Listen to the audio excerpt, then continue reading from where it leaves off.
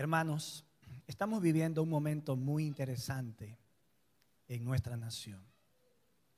Pero ese interés se mueve a nivel global en todas las naciones. Todo está en convulsión.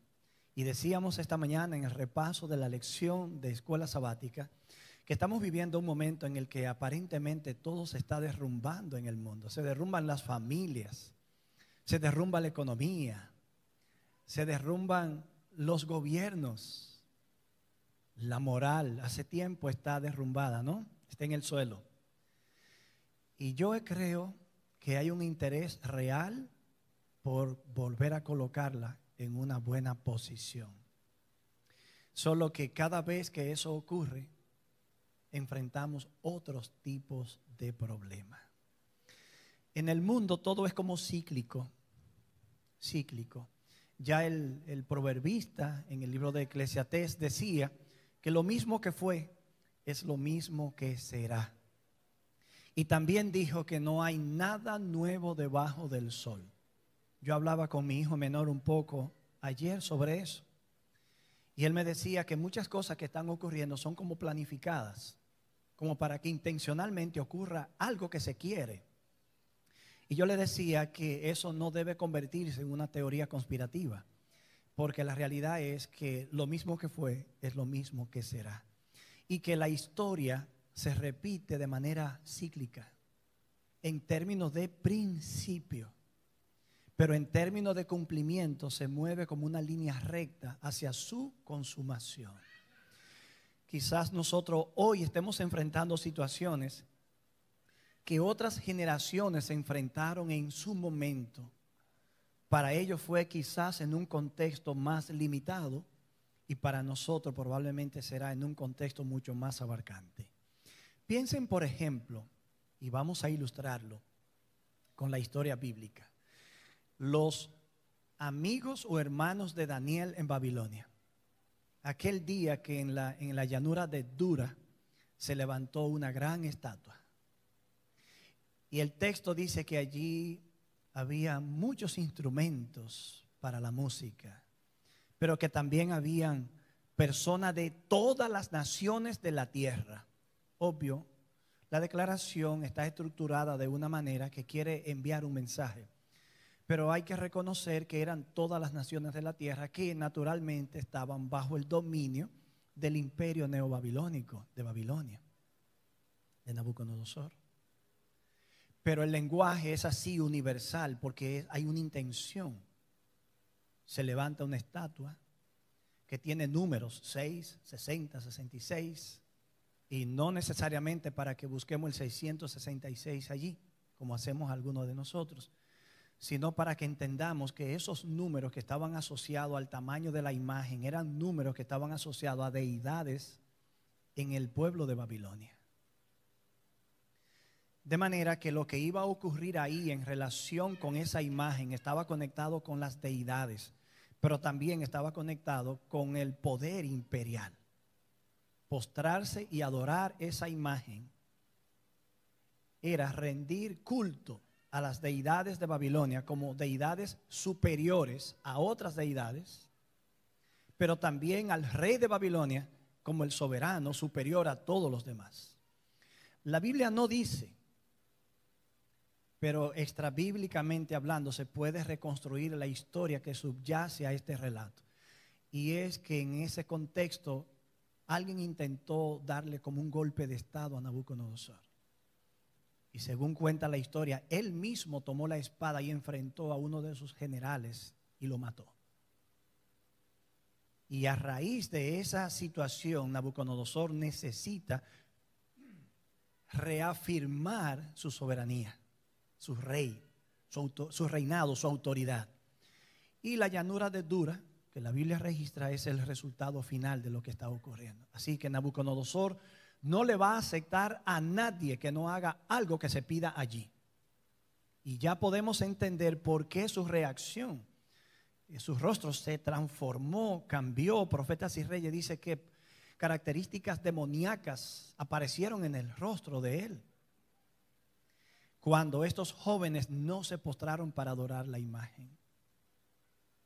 Y ustedes conocen la demás historia. Pero veamos cómo en principio la historia se repite.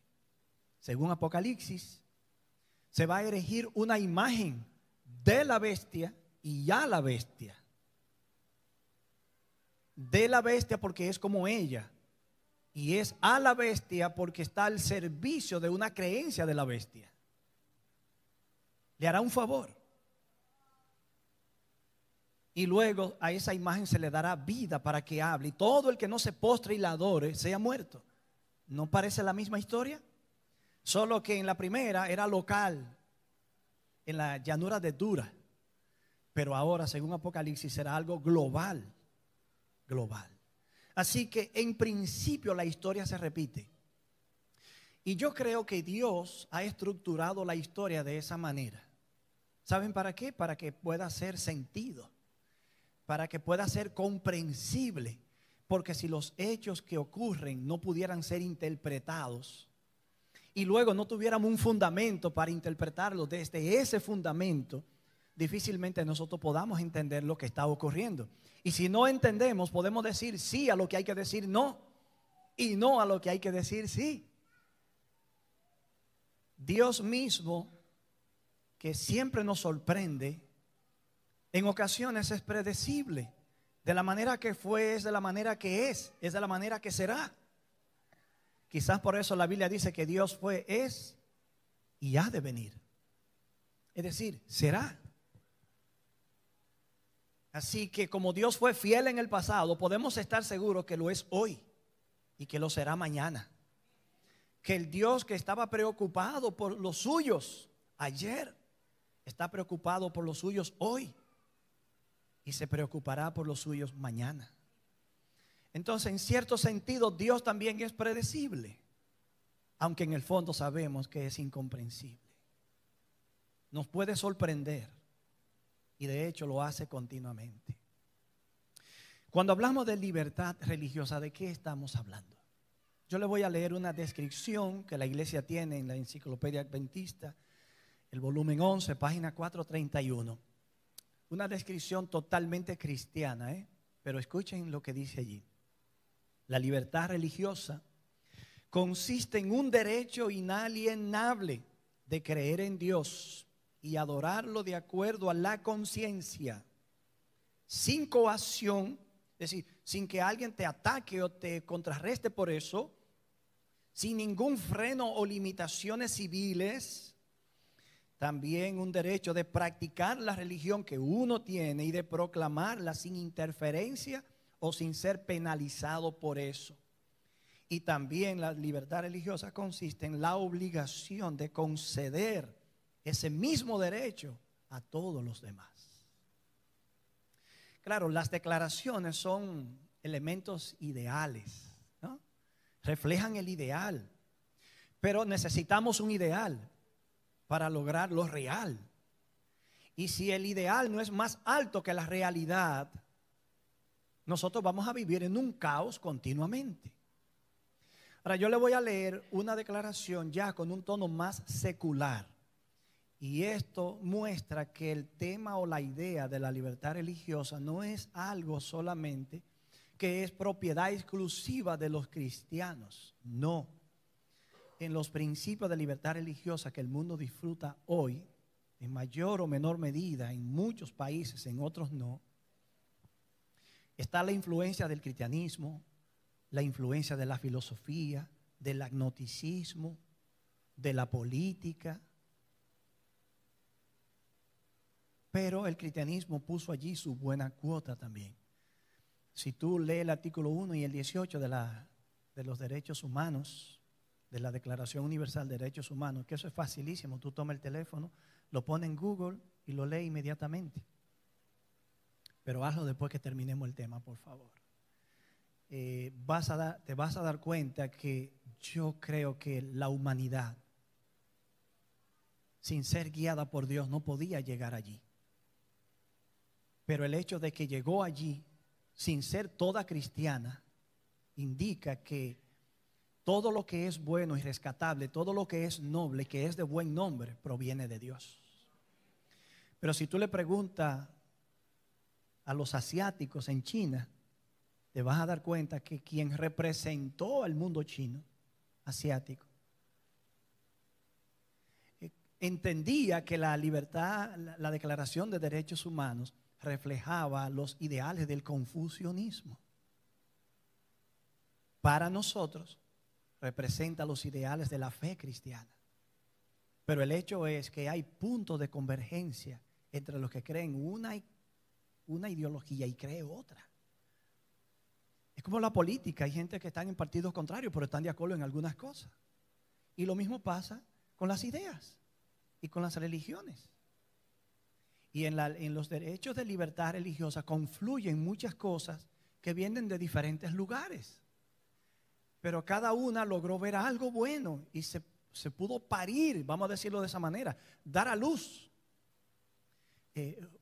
Una declaración que enriqueció el mundo. Esta tarde yo voy a explicar el contexto del surgimiento de los derechos humanos, de esas declaraciones. Solo a raíz de la destrucción que causó la Segunda Guerra Mundial, podía el mundo tener la sensibilidad, tanto cristiana como no cristiana, para confluir ahí. Confluir ahí.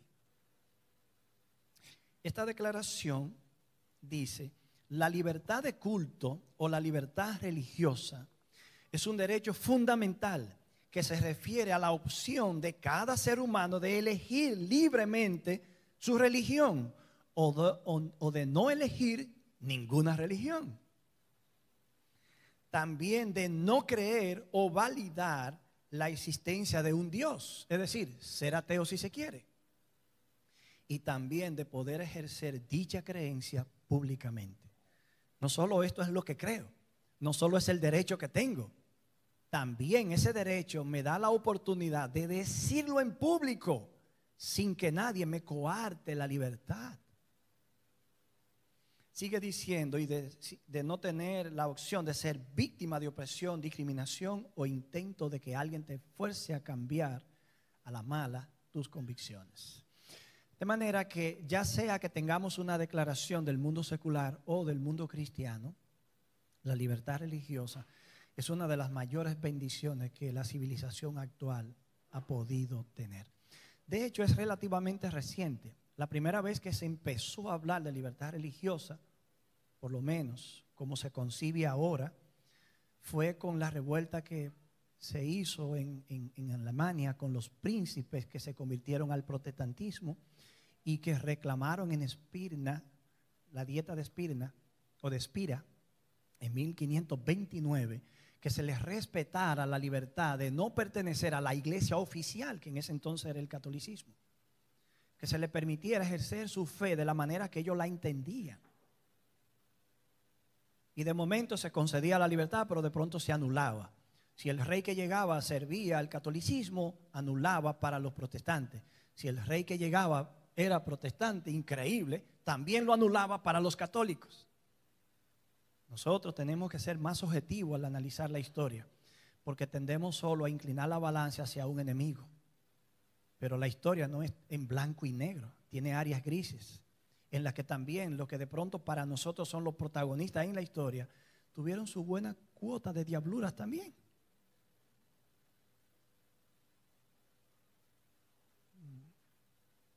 Y esa es una realidad que nosotros debemos estar abiertos a entender. Y por eso las guerras de religiones en Europa durante años. Por eso la inmigración de los padres peregrinos hacia esta nación. Claro que habían situaciones económicas, porque también de por medio la gente venía por una mejor forma de vida para poder trabajar sin que nadie le impidiera hacerlo y prosperar.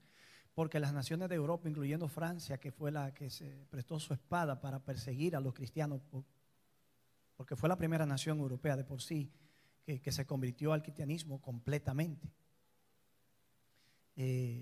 Resulta que provocó muchas situaciones y esas guerras impedían el desarrollo económico. ¿Ven, por ejemplo, lo difícil que está la situación aquí? Precisamente la división está llevando a la nación a un punto de fractura. Y esto no va a dar marcha atrás. Estamos viviendo un momento muy crítico en esta nación.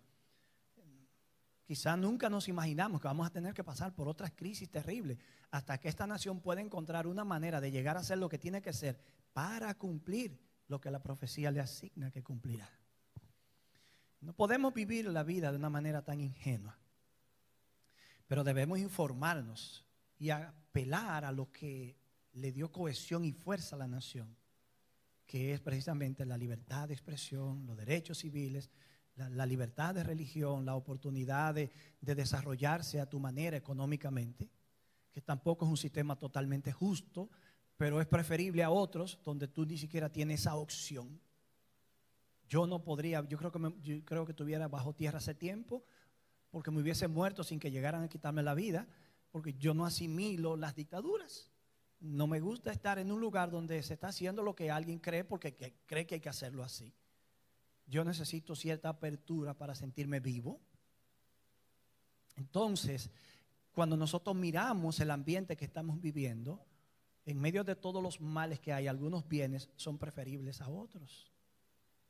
Entonces, cuando hablamos de libertad religiosa, estamos anclados en un ambiente en el que nosotros la necesitamos para profesar lo que creemos, para poder venir al templo, seguir viniendo al templo sin que nadie nos diga, usted no va a ese templo. ¿Tú sabías que hay lugares en el mundo ahora mismo donde la gente no tiene esta libertad que nosotros estamos ejerciendo aquí?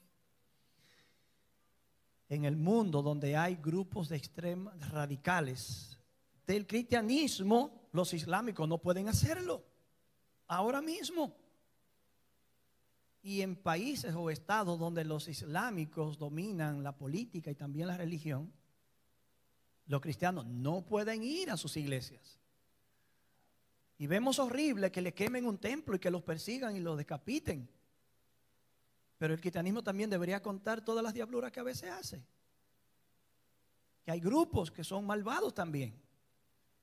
Hay grupos dentro del cristianismo que son capaces de destruirlo todo, implosionar ellos mismos después y desaparecer junto con ellos. El mundo está lleno de locos y de locuras. Y estamos viviendo uno de los momentos más locos de todo el tiempo. Hermanos, Apocalipsis capítulo 12, lo que fue nuestra lectura en el versículo 11. Esta tarde vamos a trabajar algunas informaciones. Solo quiero ver si tú descubres que vale la pena volver esta tarde, para que veas que vamos a tratar algunas cosas que quizás tú debas considerar. Dice que ellos, hablando de los santos, le han vencido. Ellos le han vencido. ¿A quién? A Satanás, que es el gran enemigo en Apocalipsis. Pero también el capítulo 13 y 13 luego nos va a decir que aparte de Satanás hay otros poderes hostiles también, contra los cuales el pueblo de Dios tendrá que lidiar y a pesar de tendrá que triunfar. Pero en el capítulo 12 el enemigo absoluto es el demonio. Cuando persigue a la mujer al desierto, no dice a través de quién lo está haciendo. Cuando expresa su ira contra el remanente en el verso 17, no dice a través de quién lo está haciendo. El capítulo 13 es que dice que cuando ataca a la mujer, lo hace a través de la bestia que tiene 7 cabezas y 10 cuernos. Y que cuando ataca al remanente, según el verso 17, lo está haciendo a través de la bestia que surge de la tierra, que tiene 2 cuernos como de cordero. Entonces el cuadro se va ensamblando. Pero en el capítulo 12, el dragón es el enemigo omnipotente y omnipresente, por lo menos en la tierra, ¿no? Por eso, la victoria del pueblo de Dios en el capítulo 12 es la victoria contra o sobre el dragón. Dice que ellos le han vencido y hay un fundamento para la victoria. Nadie vence porque alcanza perfección de carácter. De hecho, la perfección de carácter será también el resultado de algo. Y el texto dice, la sangre del Cordero. La sangre del Cordero es una alusión a la muerte de Cristo. Porque Cristo cuando murió, según Hebreos 2:14, destruyó al que tenía el imperio de la muerte. A saber, el diablo, dice el texto. Y dice el verso 15, y librar a todos aquellos que por el temor a la muerte estaban sujetos a servidumbre durante toda la vida. Así que no te asombre de que aquí Apocalipsis utiliza una palabra que ya aparece en Apocalipsis 5. Dice, ellos le han vencido. La primera vez que esa frase ha vencido aparece en Apocalipsis 5:5 y está haciendo referencia al Cordero. que está como inmolado, pero que ha vencido. Así que la victoria del pueblo de Dios es posible porque el Cordero ya venció. Y han vencido también por otra cosa. Hay una palabra que comunican, el mensaje de Dios. Y esa palabra es la palabra de Dios. Y como tal es poderosa. Es una espada de doble filo. Divide, penetra la mente, transforma la vida de las personas. Cuando la Biblia se toma en serio, la vida toma un rumbo diferente. Cuando las naciones respetan la Biblia, los principios bíblicos toman un rumbo diferente. Pero no se engañen que no todo interés en los principios bíblicos trae consigo el germen de la bondad. Porque la crisis que Apocalipsis menciona de intolerancia religiosa en el tiempo del fin es precisamente, ¿saben qué es? Precisamente una forma pseudo cristiana que nos va a intentar a decir a nosotros cómo debemos adorar y qué día debemos adorar. Así que no todo lo que brilla es oro. No todo lo que brilla es oro. Vayan conmigo al capítulo 1 de Apocalipsis y retomemos esa idea de la palabra de Dios y la victoria que hay que obtener a través de ella. En el versículo 1, Juan, el apóstol Juan, que está escribiendo este libro, dice, la revelación de Jesucristo. Así que eso es Apocalipsis, no un ocultamiento, no una tragedia, una revelación, un desvelamiento. Pero es una revelación que Dios le dio. Así que realmente la revelación en su fuente primaria es una revelación que Cristo hace, pero que es de Dios Padre. Ahí aparece Cristo como mediador, porque esa es su función, ser el mediador entre Dios y los hombres. No solo para interceder por nosotros, sino para también mediar la revelación de Dios, la palabra de Dios. No en vano a Cristo se le llama la palabra de Dios. No en vano el deseado de toda la gente dice que Cristo era el pensamiento de Dios hecho audible. ¿Usted ha pensado esa declaración alguna vez? O sea, cuando Cristo hablaba, ¿tú sabes qué tú estabas haciendo? Escuchando lo que Dios piensa. Es el pensamiento de Dios tomando forma de palabra. Tomando forma de palabra. Y aquí tenemos la revelación que Cristo está haciendo, pero que Dios Padre le da. Cristo está haciendo audible la palabra de Dios y la manifiesta a su siervo lo que ha de suceder pronto. ¿Y cómo la declara? Otro instrumento aparece. Él lo hace a través de su ángel. ¿Y la envía a quién? A su siervo, el profeta. Así que Juan no le está escuchando directamente de Dios Padre, ni siquiera directamente de Jesús. Hay un ángel que entre Cristo y Juan está mediando. Aparte de eso, que el texto no lo dice, el Espíritu Santo está inspirando a Juan, facultando su mente, habilitando su mente, agudizando sus sentidos, para que lo que Dios va a revelar, Juan pueda captarlo.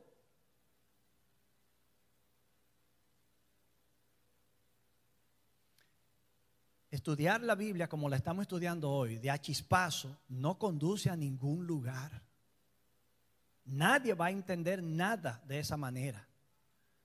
Estamos perdiendo el tiempo. A la Biblia hay que dedicarle tiempo, y tiempo de calidad, para que usted pueda escuchar el pensamiento de Dios. Este pueblo solamente estará listo cuando haya pasado por un reavivamiento y una reforma.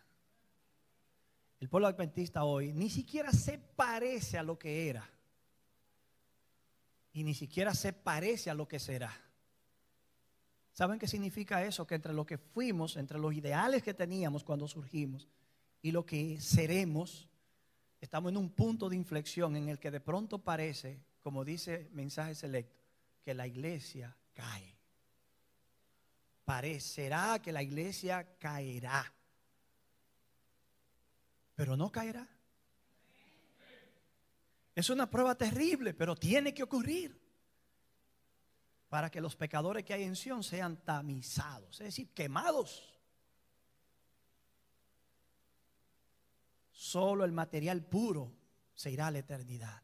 Todo lo que es hojarasca, basura, se irá. No importa quién lo haya sostenido, quién lo haya dicho, quién lo haya promovido. La verdad es lo único que triunfará.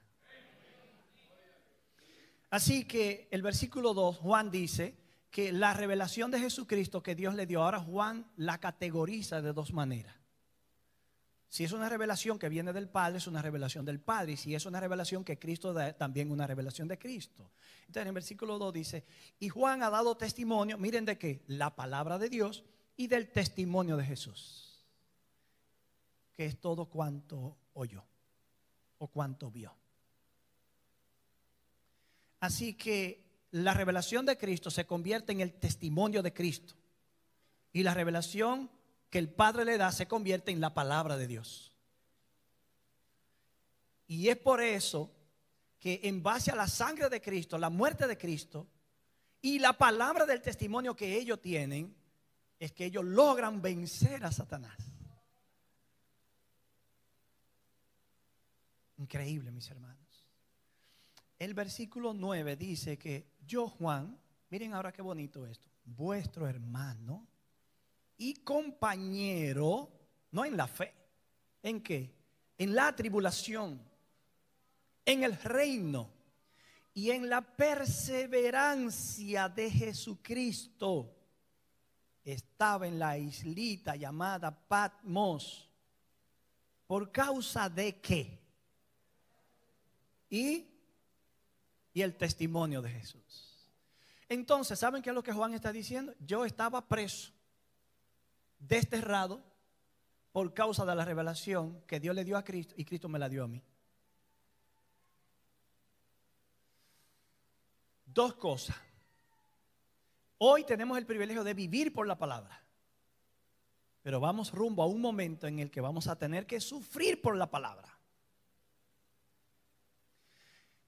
Hoy vivimos un momento en el que la libertad religiosa nos da esta oportunidad, pero vamos a un momento.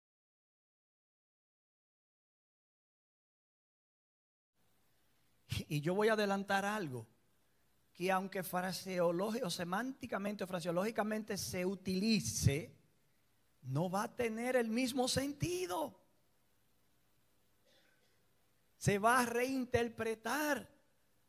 Bien, le voy a adelantar algo concreto. ¿Ha escuchado usted la metáfora, la muralla de separación? ¿Sabía usted que eso surge de una carta que Thomas Jefferson envió a un grupo de personas que estaban siendo perseguidos? Donde él dice, yo estoy harto de esta situación. Esto aquí tiene que llegar a un final. Yo estoy parafraseando el contenido. Es intolerable ver cómo siempre la iglesia está persiguiendo a los que no ven las cosas como ellos lo ven. Se comprometieron. Él allí fue que utilizó la expresión muralla de separación y se convirtió en la metáfora que ilustra los ideales de la primera enmienda de la Constitución norteamericana, que dice que el gobierno no va a imponer una religión. Y entiéndase que no va a imponer una religión, incluyendo la cristiana. Claro, ya quien me está escuchando por los medios sociales dirá, este tiene una visión secular de la libertad religiosa. Así es que se está radicalizando todo.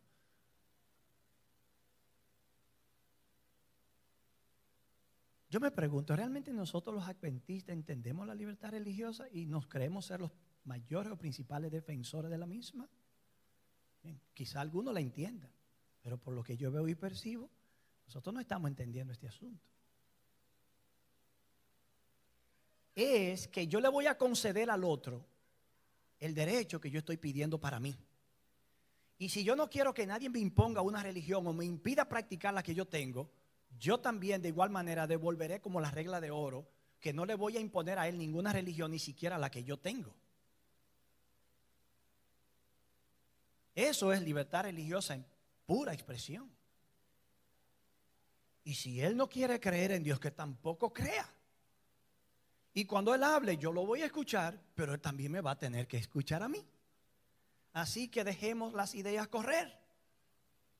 Y como dijo un erudito nuestro, frente a un grupo de eruditos católicos para el 2000, y que la gente vaya al mercado de las ideas y compre la que quiera. ¿Me están siguiendo, mis hermanos? Hoy somos líderes de la iglesia, miembros de una iglesia muy privilegiada, pero hundida en una apatía espiritual descomunal. Por eso se le llama la Odisea.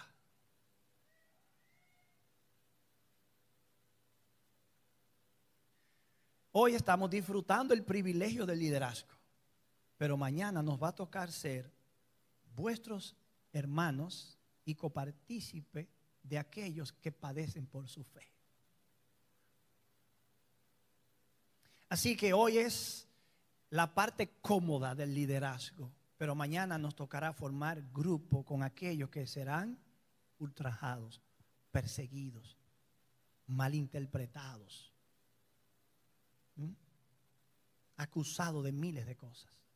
Incluso, si han leído El conflicto de los siglos, se darán cuenta que hasta los desastres naturales se le van a echar como culpa al pueblo de Dios. ¿Sabían ustedes que ya hay acusaciones contra la comunidad LGBTQ+, de que los desastres que están devastando esta nación en el sur, que la noticia casi no se hace eco de eso, y son unos especialistas en eso? ¿Es por eso? Y si eso es por eso, estamos a un paso de resolver esto. ¿Me están siguiendo? Miren, hermanos, hay muchísimas cosas que están mal en el mundo, pero no me toca a mí juzgarla ni quitarla del medio. Hay cosas que le tocan exclusivamente a Dios. Pero cuando yo juego a ser Dios y me meto en el terreno que no me toca, entonces yo termino siendo una bestia que tiene cuernos como de cordero. Ay, qué cerquita estoy de Jesús. A uno que termina hablando como dragón. Qué cerca terminé del diablo. Tengamos cuidado, mis hermanos. Yo no estoy infiriendo nada, yo estoy reflexionando. Cada uno de ustedes conecta con realidades que conoce, otros que no conocen. Otros preguntarán, ¿y qué será lo que este hombre está diciendo? Pero piénselo, porque más adelante lo que yo estoy conversando hoy le va a servir de algo a usted. En los minutos que quedan, yo voy a hacer un repaso general rápido para explicarle cómo llegamos a donde estamos en términos de libertad religiosa. Y esta tarde vamos a profundizar un poquito algunas cosas y ya no estaremos transmitiendo. Yo quiero, sin transmisión, hacer lo que vamos a hacer en la tarde para que hablemos entre nosotros algunos asuntos necesarios. Miren, en la antigüedad no podía existir lo que se conoce hoy como libertad religiosa por una razón fundamental. La religión era el fundamento de la cosmovisión de todas las culturas.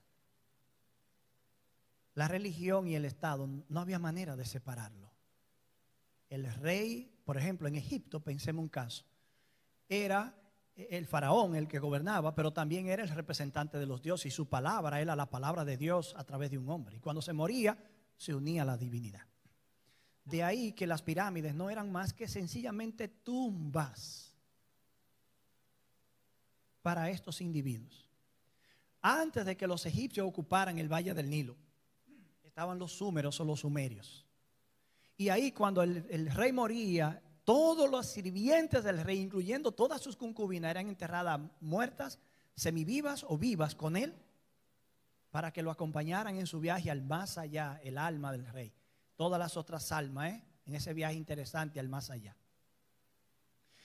En culturas así, el rey lo es todo, es el soberano. En Egipto se desarrolló el culto al soberano. César, cuando aspiraba el dominio de Roma, antes de que existieran los emperadores en Roma, entró en contacto con el mundo egipcio en las conquistas militares de Roma. Pero también entró en contacto con el mundo helénico, que ya había copiado de los egipcios el culto al soberano. Y César, que era un dictador por naturaleza, cuando vio que estas personas no solamente eran un líder político o militar, sino que también eran Dios en la carne, dijo, a mí me gustaría algo así para mí. Y viene a Roma y empieza la batalla. Y yo no sé por cuántas veces le quitó el poder al Senado, que era lo que gobernaba en Roma, y de pronto él era solo. Y de pronto volvía al Senado y de pronto volvía a César solo. Y después el Senado y César solo otra vez. Luego el culto se traslada a los emperadores romanos. Pero se les rendía culto como divinidades después que morían. Pero ya en los días de Juan, el apóstol, cuando escribe Apocalipsis, y que precisamente por eso es que está en Patmos, ya el culto se ha movido de los emperadores que mueren a los emperadores que están vivos.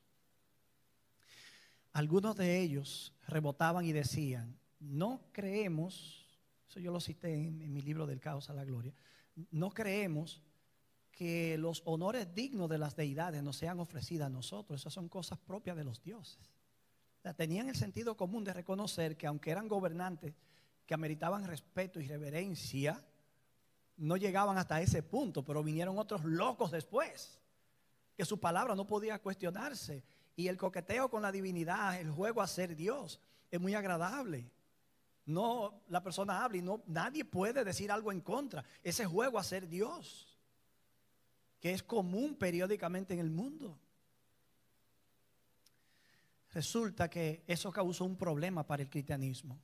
Una vez al año había que ofrecer incienso al busto de César y decir, César es el Señor. Pero para los cristianos había otra consigna, Jesucristo es el Señor para la gloria del Padre. Entonces los cristianos decían, no podemos ofrecer incienso y decir eso, porque es negar nuestra fe. De hecho, la iglesia cristiana en su primer tiempo era estricta. Si un cristiano claudicaba y hacía eso, lo desfraternizaban. Y hasta que no mostrara con el tiempo que César no era el Señor, sino Jesucristo, no lo admitían de nuevo.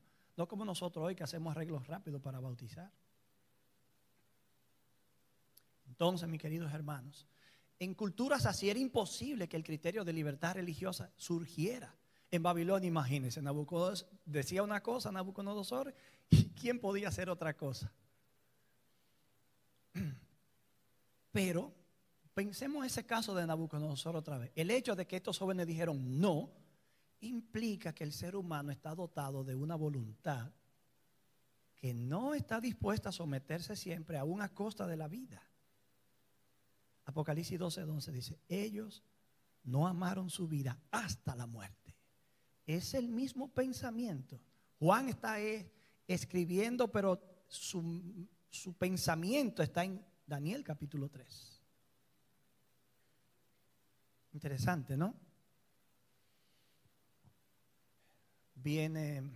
Se va a Babilonia, viene Medo-Persa. Entonces Medo-Persa era el imperio de la ley. Y una vez la ley se firmaba, ya no se podía cambiar, aunque fuera injusta. ¿Recuerdan el caso de Daniel? Toda la noche pasó el rey tratando de encontrar una manera de librar a Daniel. Bien, no es un hombre que te va a librar a ti, es Dios. Y al otro día, mira, el Señor a quien tú sirves te libró. Porque los antiguos, aunque no adoraban solo al Dios verdadero, creían que las deidades hacían cosas a favor de sus seguidores. O sea, no está profesando la fe de Dios ahí. Y Daniel le dijo, sí, el Señor envió su ángel y me libró. Porque yo fui encontrado inocente, que no he hecho nada malo contra ti. Es decir, negarse a aceptar una ley del Estado desde la perspectiva divina es correcto. Aunque el Estado diga que nos va a perseguir porque entiende que es incorrecto. Interesante, ¿no? Y nota que el Estado delibera a través de leyes que se firman, se ponderan, se organizan con propósitos específicos. Ninguna ley tiene un objetivo, está en el vacío. Toda ley tiene un objetivo específico y alguna un día tendrán al pueblo de Dios como objetivo. Y esa que se firmó ahí en Medo-Persa tenía a Daniel como objetivo, única y exclusivamente. Era para quitarlo del medio, pero no contaban con la astucia divina.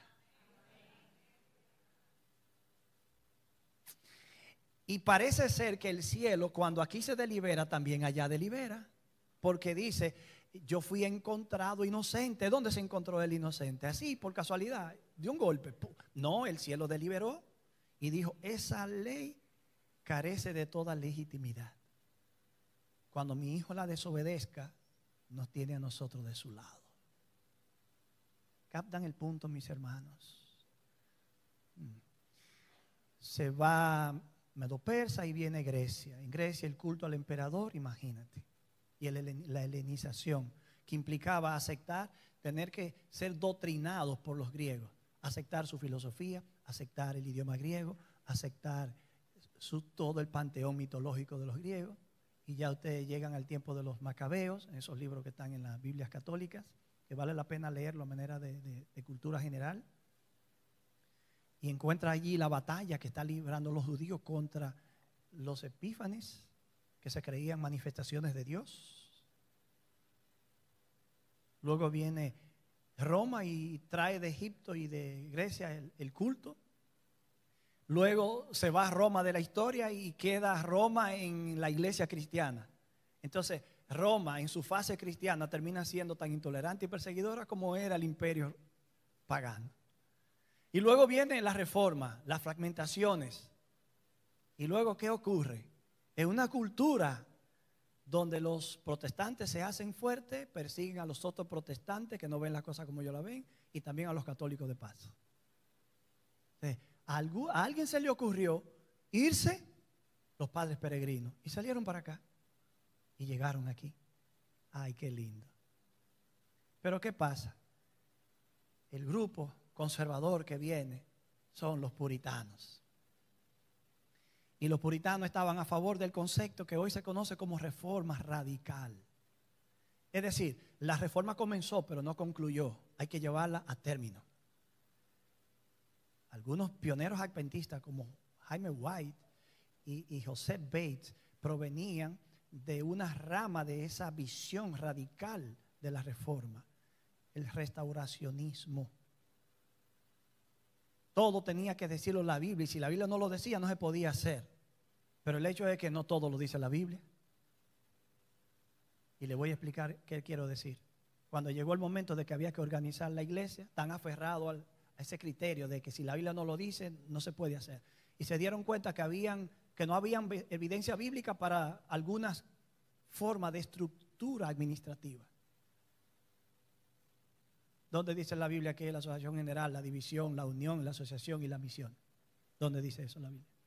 Entonces, ¿cómo nos vamos a organizar? Pero había que organizarse.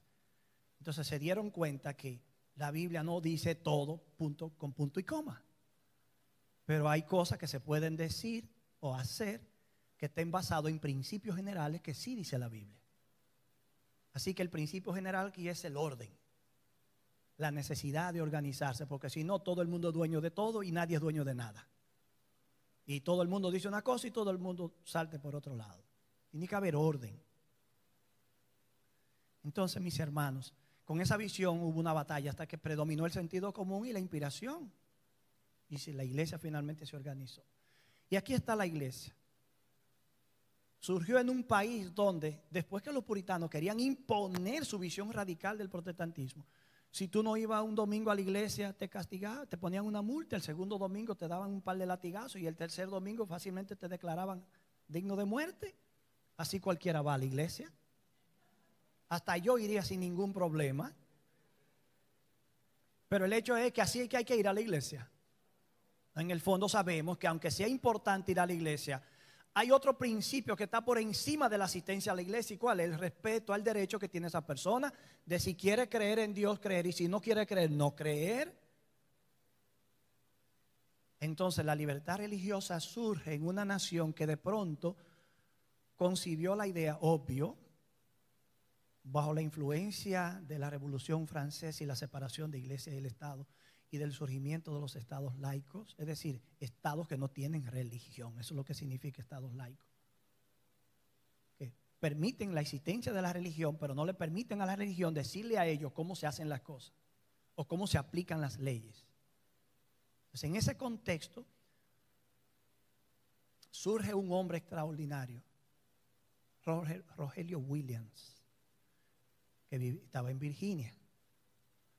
Y fue el primero que concibió en el nuevo mundo y en la historia humana, la idea de que los seres humanos realmente tienen que ser totalmente libres, sin cohesión por la ley, de adorar a Dios si quieren y de no adorarlo si no quieren.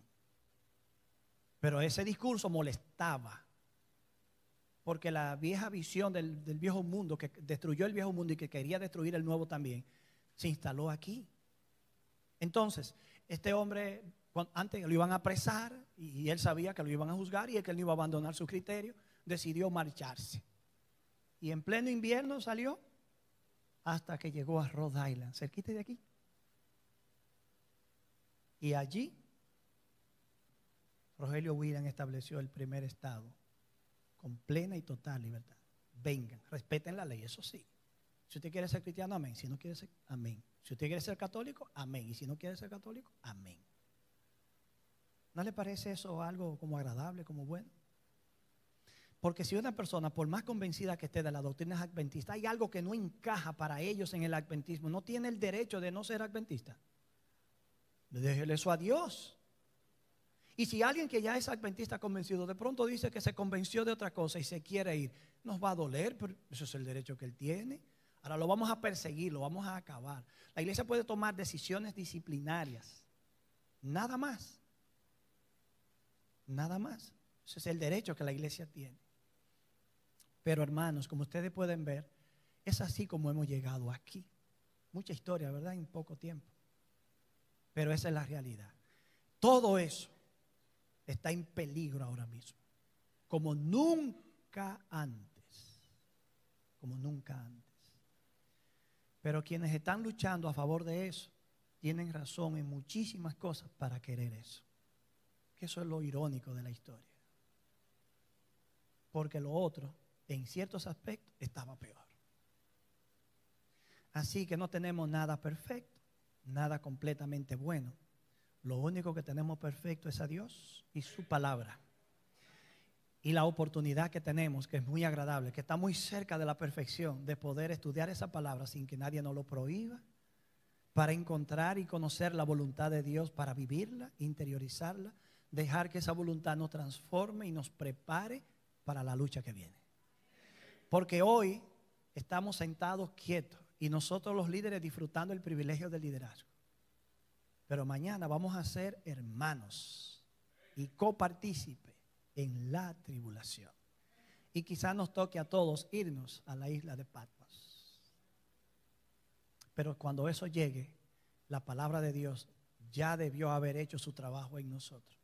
Debió germinar en nosotros un carácter que merecerá, no que merecerá, nadie merece nada, pero que será el carácter que Dios podrá llevar al cielo sin que eso nos destruya en el proceso. ¿Me están siguiendo?